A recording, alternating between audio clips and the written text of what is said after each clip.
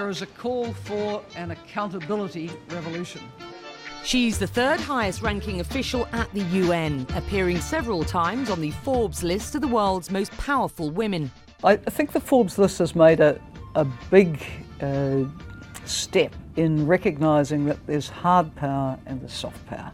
Now, as head of the UN development program and chairing the development group, you have soft power. I don't have executive power to go out there and say to a country, do this, do that. A former Prime Minister of New Zealand for 3 terms, Helen Clark is used to operating in the public sector. When I started off as a young Member of Parliament in 1981 at the age of 31, my aspiration was to be a minister. I had never thought that I could be the party leader. But of course, over time, if you're in the job and you're doing it well and people start to notice, they start to talk and say, why not you? The oldest question in politics, why not me?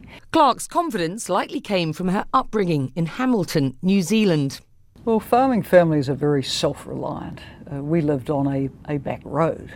I think I come from generations of extremely resilient people who tend to survive through thick and thin. So New Zealand's case rests. And 5 years into her position, Clark knows there's much more to accomplish before the end of her second term, but is proud of what she's done so far. I think that the biggest steps I've had to take here have been to try and get that results culture. Well, what do we have to show for the great effort we put in, the huge amount of money that goes through our books? What can we show that we've achieved for it? And we can show it, but in the past, perhaps when money was easier, times were more benign, you weren't under the pressure to show it.